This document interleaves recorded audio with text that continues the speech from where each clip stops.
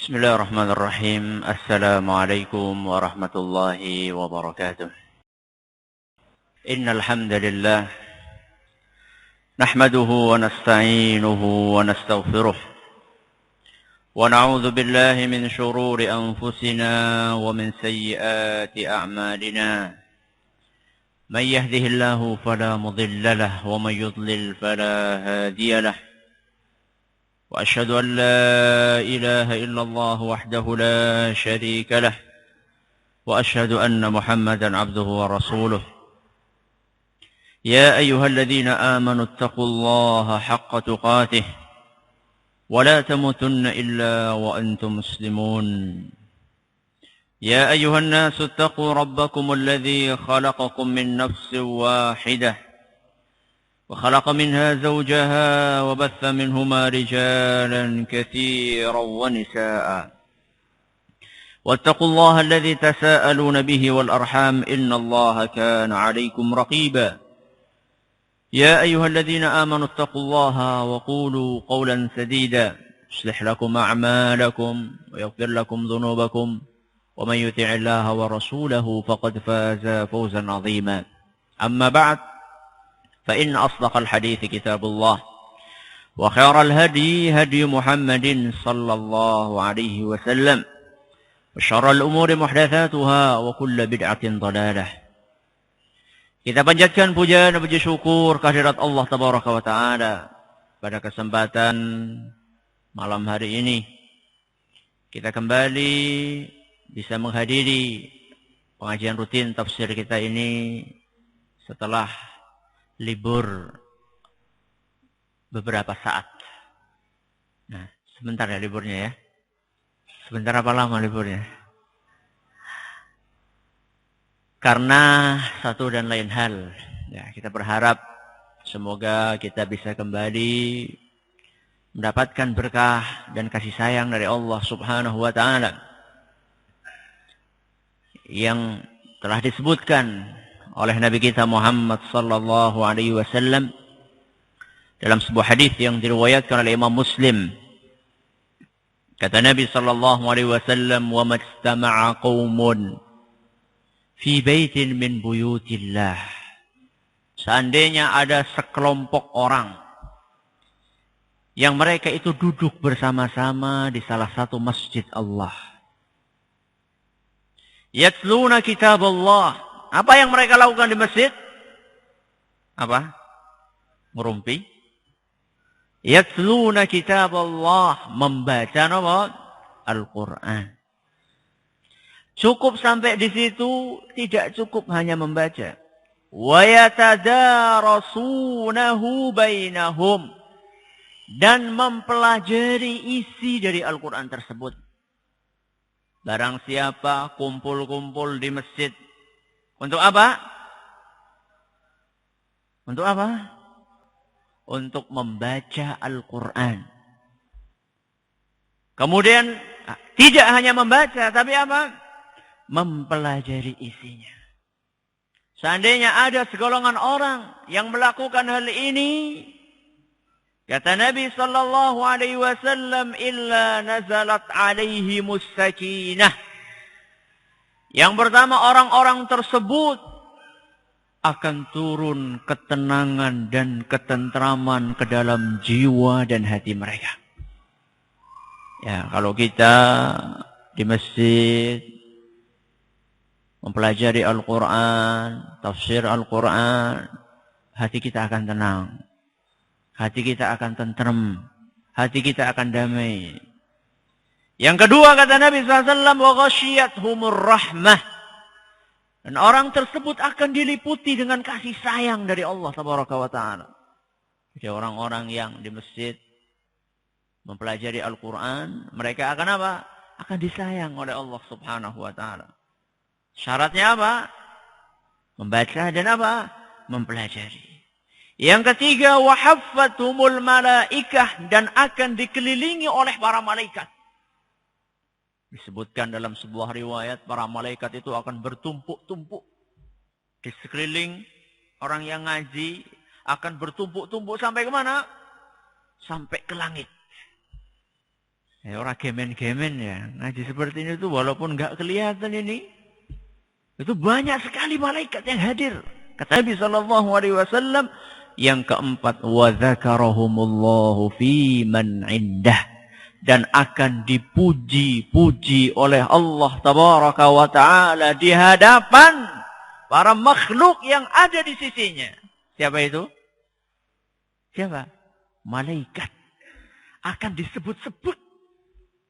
Nama jenengan itu akan disebut di mana? Di hadapan para malaikat. Subhanallah. Kalau nama jenengan disebutkan di hadapan presiden, senengnya kepriwe? Wah, seminggu cerita orang rampung-rampung. Jenengku metu nang TV. Padahal di hadapan manusia ini, di hadapan makhluk-makhluk Allah yang sangat suci, yang tidak pernah melakukan dosa. Fulan gaib. Apa gaib? Fulan absen. Kemana? Tidur. Fulan absen kemana? Belanja. Fulan absen kemana? Masih di lapangan. Orang ngaji. Fulan, oh ada lagi ngaji. Fulan ada lagi ngaji. Fulan ada lagi ngaji. Yang hadir di sini alhamdulillah. Semoga kita sedang disebut-sebut oleh Allah Subhanahu wa taala di hadapan para malaikat. Amin. Asal sing ikhlas nggih. Semoga Allah Subhanahu wa taala memberkahi majelis kita ini. Salat dan salam semoga senantiasa tercurahkan kepada Nabi besar kita Muhammad sallallahu alaihi wasallam, kepada para sahabatnya, keluarganya dan umatnya yang setia mengikuti tuntunannya hingga hari akhir nanti. Para hadirin dan hadirat, segenap pendengar Radio Roja di Jakarta, Bandung dan sekitarnya, Radio As-Sunnah FM di Cirebon, Radio Nasrul Sunnah di Madiun, dan juga Radio Bas FM di Solotigo dan sekitarnya. Pada pengajian terakhir, kita memasuki pembahasan tentang surat apa? Al-Ikhlas. Ayat keberapa? Loh, ayatnya ora kemutan, bubar nggak pengajiannya. Ayat keberapa? Ayat kedua. 2 apa 4? 3. Ini sih bener sih ngendi. Kita sudah sampai pembahasan ayat keberapa? Kedua. Yakin? Yakin? Nggak ragu-ragu? Insyaallah betul. Kita sampai pembahasan ayat keberapa? Kedua. Yang bunyinya apa? Allahus Samad. Yang pertama, Qul huwallahu ahad. Ayat yang kedua apa? Allahus Samad. Berarti sekarang membahas ayat yang keberapa? Yang ketiga. Bunyinya apa? Lam yalid wa lam yulad. Apa artinya lam yalid wa lam yulad? Tidak, yang ditulis di Quran terjemah, tidak beranak dan tidak diperanakkan. Coba saya mau tanya, artinya tidak diperanakkan itu apa yo? Apa? Tidak ada nasabnya. Ada yang lain? Tidak diperanakkan artinya apa? Bola bali maca artinya apa coba? Apa? Tunggal. Tidak ada yang melahirkannya. Bagus. Kalau tidak beranak,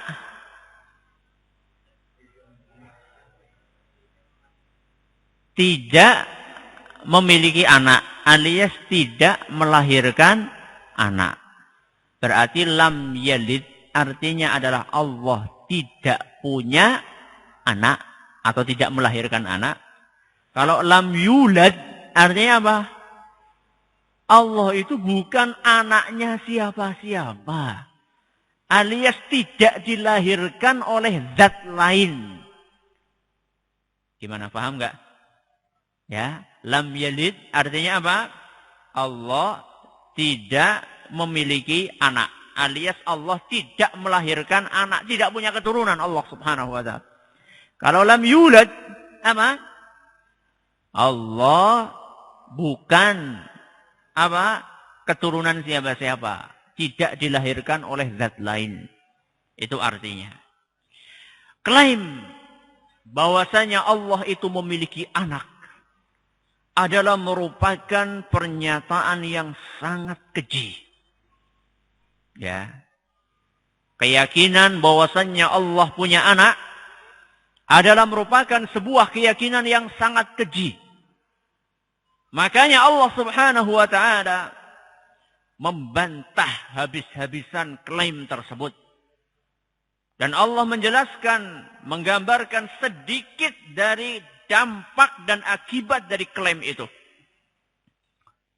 Silahkan baca di dalam Al-Quran surat Maryam ayat 88 sampai 92.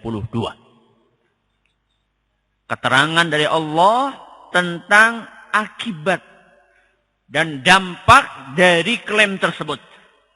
Surat Maryam ayat berapa tadi? 88 sampai 92. Kata Allah Subhanahu wa taala, "Wa qalu ittakhadha ar-rahman walada." Mereka mengatakan bahwasanya Allah itu memiliki anak. Mereka ini siapa? Hah? Siapa? Siapa? Orang-orang Nasoro. Tok. Orang Yahudi. Tok. Hah? Siapa? Orang kafir siapa ya? Orang kafir ini banyak orang kafir nih. Orang Yahudi, orang Nasrani. Hah? Siapa? Majusi? Apa perkataannya? Sekarang kita mulai dulu. Sekarang orang Nasara. Itu apa yang mereka katakan? Siapa anaknya Allah menurut mereka? Isa. Sebagaimana dijelaskan oleh Allah Tabaraka wa Ta'ala dalam Al-Quran surat At-Taubah ayat 30. Dalam surat At-Taubah ayat 30 Allah Subhanahu wa Ta'ala menceritakan wa qalatin nasara al-masih ibnullah. Dan orang-orang Nasrani mereka mengatakan bahwasannya Al-Masih. Siapa Al-Masih? Isa alaihi salam adalah merupakan anaknya siapa? Allah. Dah. Ini berarti golongan yang pertama yang mengatakan bahwasanya Allah punya anak. Siapa? Orang Nasrani. Anaknya siapa? Kata mereka anaknya Allah siapa? Isa ibnu Maryam. Kemudian golongan yang kedua katanya tadi orang siapa? Yahudi. Siapa anaknya Allah menurut orang Yahudi? Uzair. Sebagaimana disebutkan dalam Al-Quran surat At-Taubah ayat yang sama. Ayat berapa tadi? 30. Kata Allah Subhanahu wa Ta'ala wa qalatil yahudu Uzair ibnullah. Dan orang-orang Yahudi mengatakan bahwasannya Uzair adalah siapa? Anaknya Allah. Sudah 2 golongan, kurang 1 golongan. Dalam tafsir Jalalain disebutkan 3 golongan. Yang pertama Yahudi, yang kedua Nasara. Yang ketiga siapa? Kafir Quraisy. Apa yang mereka katakan? Siapa anaknya Allah menurut kafir Quraisy? Siapa? Para malaikat. Benar. Menurut orang-orang musyrikin Quraisy, anaknya Allah adalah siapa? Para malaikat. Silahkan baca surat Al-Isra ayat 40. Surat apa? Al-Isra ayat 40. Dan mereka lebih mengerikan. Mereka mengatakan bahwasannya kalau Al-Masih Isa itu kan laki-laki. Kalau Uzair juga laki-laki. Kalau malaikat menurut orang-orang musyrikin Quraisy itu apa? Anak perempuannya Allah Subhanahu wa Ta'ala. Anak perempuannya Allah Subhanahu wa Ta'ala. Keterlaluan ya. Jadi mereka ingin melengkapi apa ya? Atau gimana ya? Jadi ada anak laki-laki, ada apa?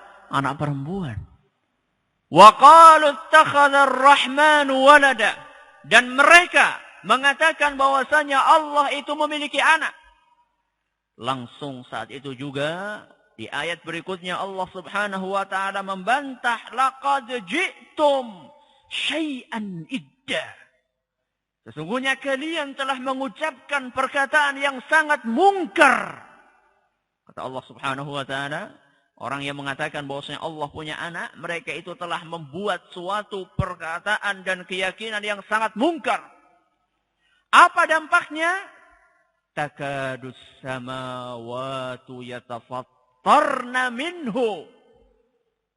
Gara-gara perkataan ini, hampir-hampir langit itu akan pecah.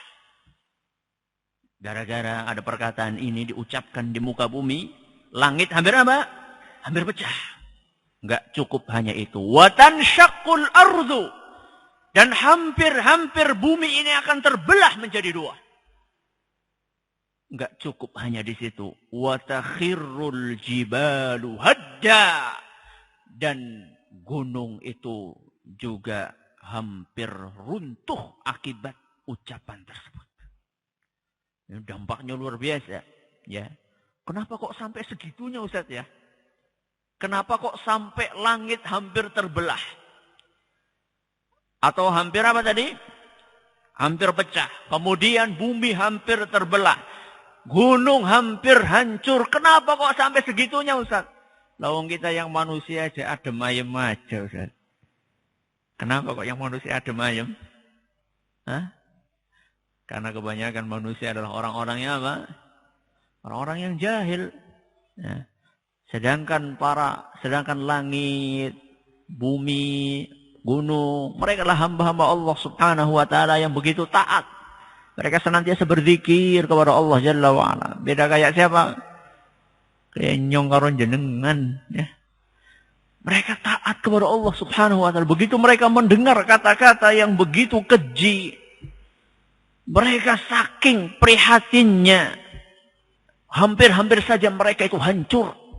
Gak kuat mereka mendengar ucapan yang begitu keji. Kenapa kok sampai segitunya? Karena ucapan tersebut adalah bentuk penghinaan yang sangat besar. Kepada siapa? Kepada Allah Subhanahu wa ta'ala. Jadi orang-orang yang mengatakan bahwasanya Allah Tabaraka wa ta'ala memiliki anak, mereka telah menghina Allah Subhanahu wa ta'ala. Sebagaimana dijelaskan dalam firman Allah Tabaraka wa ta'ala di sebuah hadis qudsi yang diriwayatkan oleh Imam Al-Bukhari. Kata Allah Tabaraka wa ta'ala, "Kadzdzabani ibnu Adam wa lam yakul lahu dzalik." Ibnu Adam telah mendustakanku dan tidak sepantasnya dia itu mendustakanku. Wa syatamani wa lam yakun lahu dzalik. Dan anak Adam telah mencaciku dan menghinaku dan tidak sepantasnya dia melakukan itu. Berarti Allah Subhanahu wa taala menjelaskan bahwasanya sebagian dari anak Adam ada yang mendustakan Allah dan ada yang apa? Menghina Allah. Siapa yang mendustakan Allah? Kata Allah Tabaraka wa taala, "Fa amma takdzibuhu iyaya fa za'ama anni la aqdiru an u'idahu kama kan." Adapun bentuk pendustaan anak Adam terhadapku adalah ketika mereka mengatakan bahwasannya aku atau Allah Tabaraka wa ta'ala tidak mampu untuk membangkitkan mereka kembali seperti semula. Kan ada sebagian orang yang, gak mungkin. Masa sudah dibakar, sudah jadi abu, masa bisa apa? Bisa bangkit kembali. Masa dimakan oleh macan, sampai sudah jadi dagingnya macan, sisanya keluar jadi apa? Kotoran. Kotorannya kena hujan, hilang, nggak ada bekasnya. Masa bisa dibangkitkan lagi? Ada orang yang meyakini seperti itu? Ada nggak? Ada. Orang-orang rasionalis, ya, orang-orang yang terlalu mendewakan rasio mereka dan akalnya. Nggak mungkin. Kata Allah Subhanahu wa ta'ala, orang yang seperti ini telah mendustakanku. Terus siapa yang menghina engkau wahai Rabbi? Kata Allah Subhanahu wa ta'ala, "Wa amma syatmuhu iyaya faqawluhu li walad." Adapun bentuk penghinaan anak Adam kepadaku adalah tatkala mereka mengatakan bahwasanya aku punya anak. Yaitu siapa? Allah Subhanahu wa ta'ala. Kembali kepada surat Al-Ikhlas ayat ketiga. Bunyinya apa tadi? lam yalid wa lam yulad.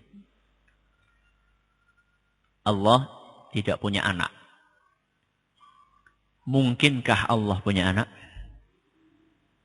Mungkinkah Allah punya anak? Tidak mungkin. Kenapa?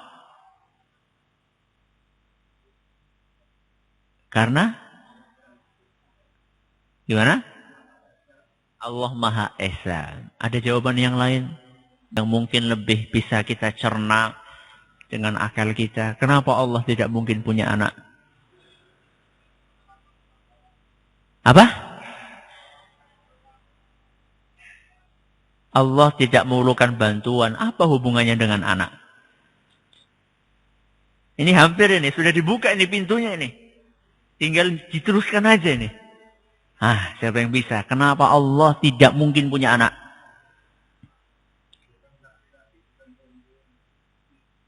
Bukan laki-laki. Ini lebih mengerikan lagi karena kita nggak tahu ini Allah. Ada yang lain, silakan. Zat yang Maha Tunggal hampir sama tadi. Apa? Gimana? Allah berdiri sendiri. Ya itu tadi Maha Esa. Yang lain? Ya.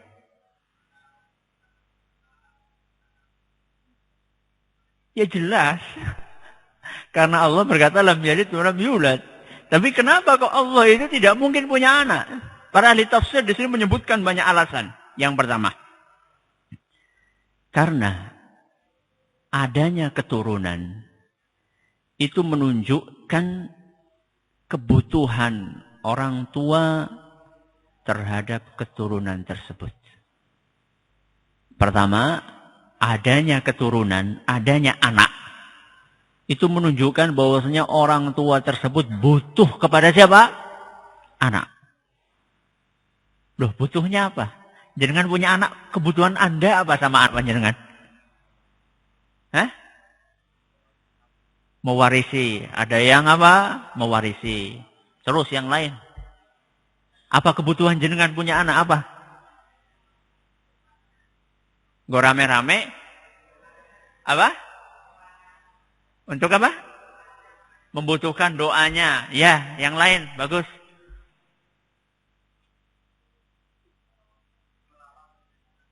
Untuk merawat kita, benar. Kalau kita nggak punya anak yang merawat kita siapa? Panti jompo, bayar.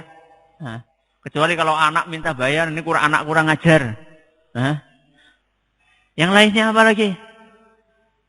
Tadi udah saya sebutkan, buat rame-rame.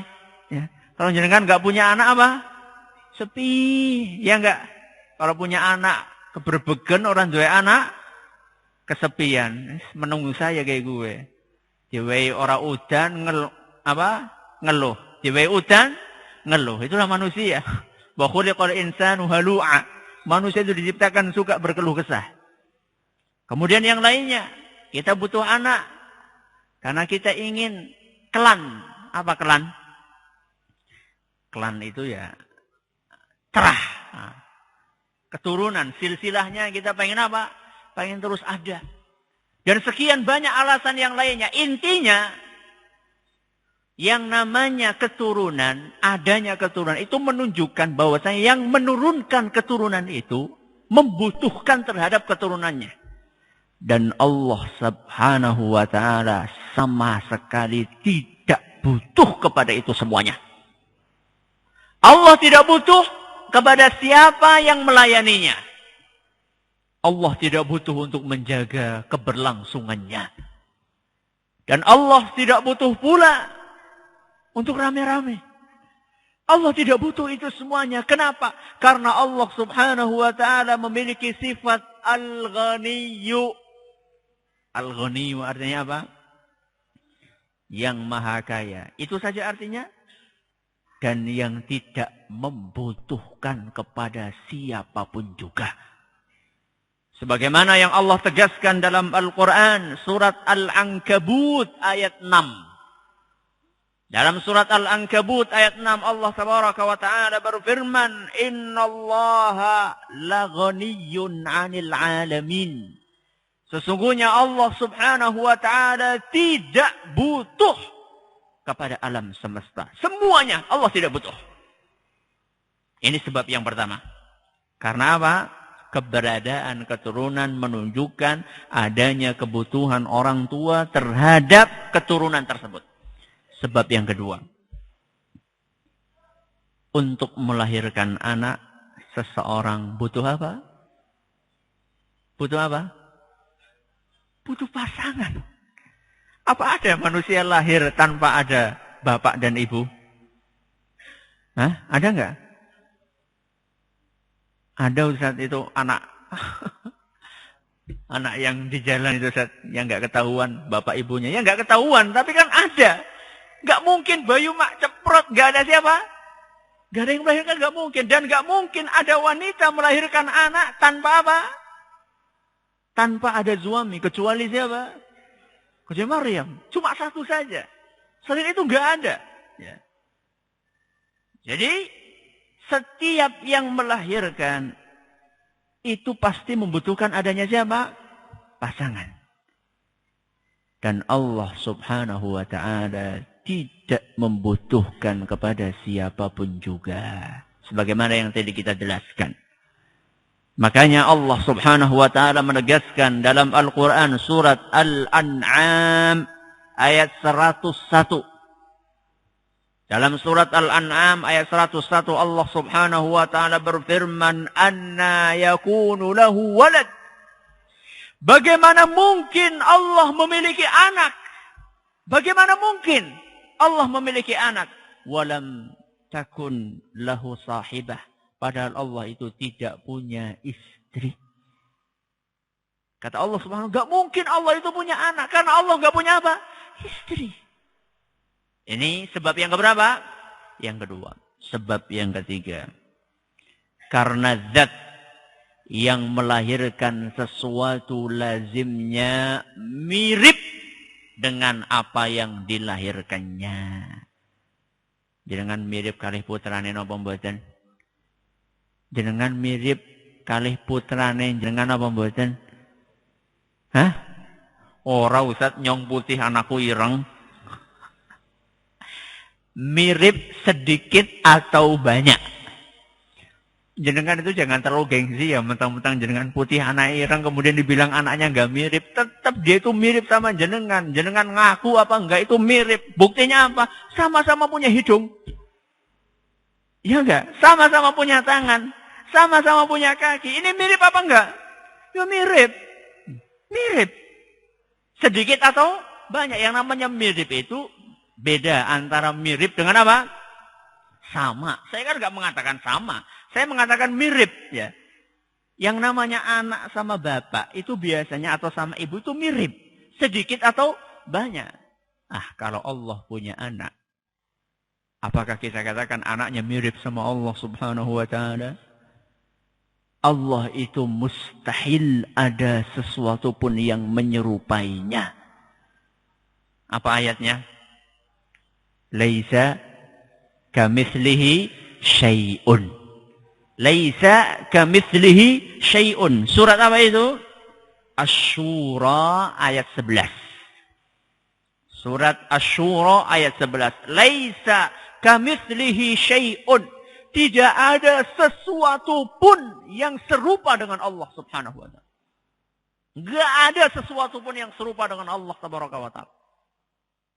Walaupun Allah punya wajah, walaupun Allah punya tangan, tapi wajah dan tangan Allah tidak serupa dengan wajah dan tangan manusia sama sekali. Tidak ada serupa, tidak ada sesuatu pun yang serupa dengan Allah tabaraka wa ta'ala.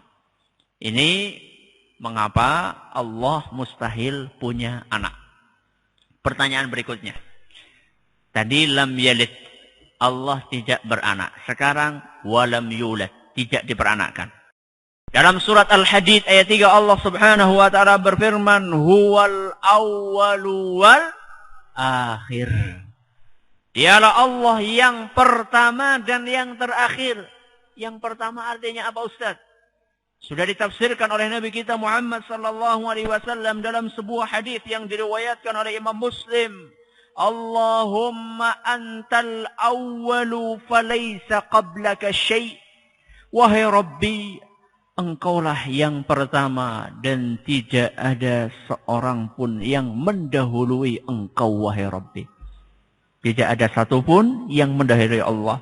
Jadi kalau Allah itu adalah anak dari zat lain, berarti Allah bukan yang pertama. Yang pertama siapa? Zat yang melahirkan Allah subhanahu wa ta'ala. Makanya mustahil Allah itu merupakan keturunan dari apa? Zat lain. Kenapa? Yang pertama karena Allah adalah yang pertama. Alasan yang kedua. Tidak maha kuasa. Karena apa? Lebih kuasa bapaknya. Berarti kalau anak itu kekuasaannya lebih kecil dari bapaknya gitu. Ya, sering. Tapi kadang-kadang ada juga anak yang apa? Yang lebih berkuasa daripada bapaknya. Kadang-kadang. Ya, ada jawaban yang lain? Nah. Ayo, silakan. Waktunya masih panjang ini sekarang. Pas? Yang kedua, karena setiap yang terlahir pasti akan mati. Setiap yang terlahir pasti akan mati. Apa ada yang terlahir nggak mati? Nggak ada. Setua-tuanya manusia pasti akan mati. Nabi Isa, Ustaz. Nabi Isa kan belum mati, Ustaz. Iya, belum. Belum mati. Tapi nanti akan apa? Akan mati. Sampai Nabi Nuh alaihi salam. Yang dakwahnya sampai 950 tahun. Berarti umurnya lebih dari itu kan? Ada manusia umurnya 950. Akhirnya meninggal juga. Siapa yang nggak mati coba? Siapa yang nggak mati? Makhluk yang nggak mati ada nggak? Nggak ada. Jin, Ustaz, iblis. Iblis akan mati juga. Ya. Jadi setiap yang terlahir pasti akan mati. Seandainya kita mengatakan bahwasanya Allah itu terlahir dari zat lain, berarti konsekuensinya kita akan mengatakan bahwasanya Allah itu akan apa? Mati. Padahal Allah itu memiliki nama Al-Hayyu. Apa Al-Hayyu? Yang maha hidup. Antara lain dalilnya dalam ayat kursi. Surat Al-Baqarah ayat berapa itu? 255. Allahu la ilaha illa huwal hayyul qayyum. Allah lah yang tidak berhak disembah melainkan hanya Dia. Al-Hayyu yang maha apa? Hidup. Al-Qayyum yang terus-menerus mengurusi makhluknya. Sebab yang ketiga. Apa kira-kira yang ketiga? Monggo. Pas lagi. Masa pas terus sih? Yang ketiga apa kira-kira? Pas? Karena Tuhan yang merupakan anak dari zat lain itu adalah ciri khasnya Tuhannya siapa? Ciri khasnya Tuhannya non-muslim, orang-orang kafir. Karena Tuhan yang merupakan anak dari zat lain itu adalah ciri khasnya, tanda-tandanya Tuhannya orang-orang apa? Kafir. Siapa tadi? Orang Yahudi, orang Nasrani, dan orang apa? Musyrikin Arab, kafir Quraisy. Sedangkan Rob kita beda sama Rob mereka. Seandainya Rob kita juga merupakan anak, terus apa bedanya antara Tuhan kita dengan Tuhannya orang-orang Yahudi dan Nasara dan juga orang-orang kafir Quraisy? Ini sebab yang keberapa? Yang ketiga. Jadi kita ulangi. Lam yalid wa lam yulad. Lam yalid artinya apa? Tidak punya anak. Tidak beranak. Kenapa Allah mustahil tidak punya anak? Satu. Karena keberadaan keturunan menunjukkan adanya kebutuhan orang tua terhadap anaknya. Yang kedua, untuk melahirkan anak butuh apa? Pasangan, dan Allah tidak butuh kepada pasangan. Yang ketiga, zat yang melahirkan anak lazimnya menyerupai apa yang dilahirkannya. Terus, walam yulad, dan bukan merupakan anak dari zat lain. Kenapa Allah mustahil seperti itu? Yang pertama, karena yang terlahir menunjukkan bahwasanya dia itu bukan apa? Yang pertama. Sedangkan Allah itu adalah yang pertama. Sebab yang kedua, yang terlahir pasti akan apa? Mati. Dan Allah memiliki sifat apa? Maha hidup atau nama Al-Hayyu. Yang ketiga, karena Tuhan yang merupakan anak atau keturunan dari zat lain adalah merupakan ciri khasnya Tuhannya orang-orang apa? Kafir. Sedangkan kita adalah orang Islam. Sampai di sini pengajian kita pada kesempatan kali ini. Silahkan kalau ada yang mau bertanya. Monggo.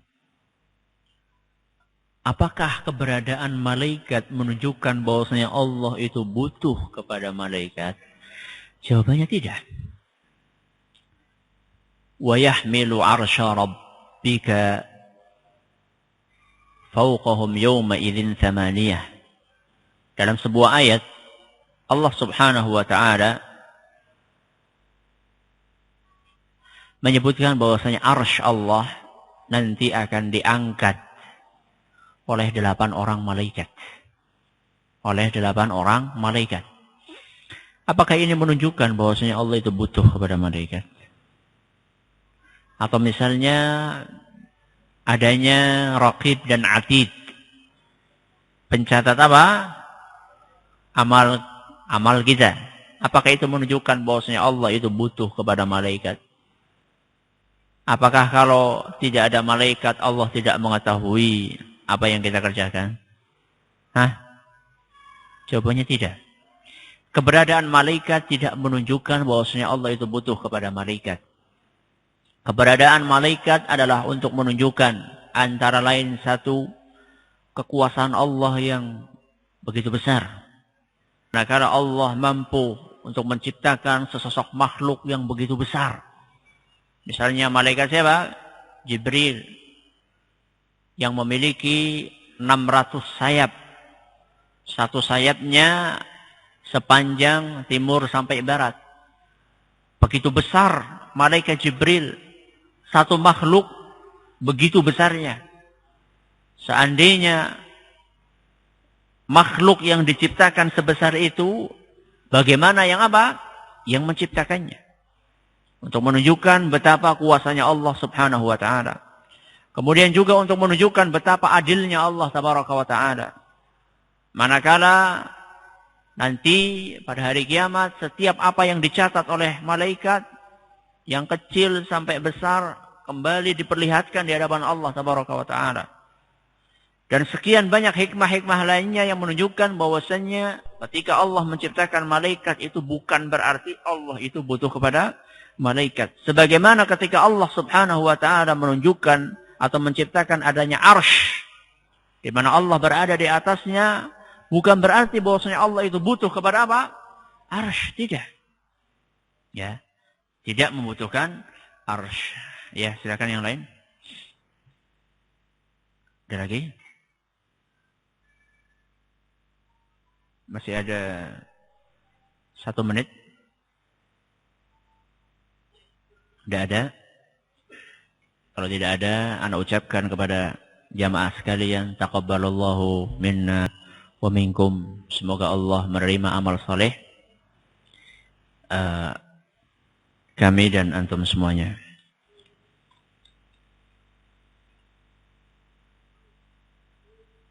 Apakah kalau membayangkan Allah itu tidak boleh? Bagaimana kalau membayangkan Nabi atau malaikat? Membayangkan mereka-reka bentuknya Allah itu tidak boleh. Ya. Mereka-reka kira-kira tangannya Allah kayak gimana, wajahnya Allah kayak gimana, itu tidak boleh. Ya. Tapi kita hanya bisa mempelajari apa yang Allah sebutkan dalam Al-Quran dan Sunnah Nabi SAW tentang sifat-sifat Allah. Tapi zatnya dibayangkan, hakikatnya, bentuknya secara rinci kayak gimana itu nggak boleh. Ya. Tapi kalau kita membayangkan bagaimana besarnya tangan Allah yang mampu untuk melipat langit, yang mampu untuk menggenggam bumi dengan satu tangannya, itu enggak masalah. Tapi ketika kita bayangkan, oh bagaimana jari-jarinya Allah, apakah kayak jari-jari kita, bagaimana mukanya Allah, apakah ada hidungnya, nah ini enggak boleh. Ya, karena itu tidak disebutkan dalam apa? Dalil. Kalau membayangkan Nabi bagaimana, enggak apa-apa. Membayangkan Nabi enggak masalah. Membayangkan wajahnya, karena Nabi kita SAW sifatnya secara postur tubuhnya, kemudian bentuk mukanya itu dijelaskan secara rinci oleh para sahabatnya. Jadi Nabi bagaimana kulitnya, bagaimana rambutnya, bagaimana hidungnya, bagaimana jidatnya, semuanya itu terperinci. Diterangkan oleh para sahabatnya. Ya. Beda dengan Allah Tabaraka wa Ta'ala. Malaikat juga ya boleh, tapi membayangkan apa yang telah disebutkan dalam Al-Quran. Tapi nggak boleh digambar. Nggak boleh apa? Digambar. Jangan-jangan ada di rumah-rumah jenengan malaikat yang pakai apa? Pakai sayap ya. Itu enggak boleh ya, itu enggak boleh. Itu yang pertama kali menggambarlah orang-orang Yahudi ya. Kaum muslimin jangan ikut-ikutan itu semua. Wallahu taala a'la wa a'lam. Segala perhatian yang kami ucapkan terima kasih atas segala kekurangan, kami mohon maaf yang sebesar-besarnya. Subhanakallahumma wa bihamdik asyhadu an la ilaha illa anta astaghfiruka wa atubu ilaik. Wassalamualaikum warahmatullahi wabarakatuh.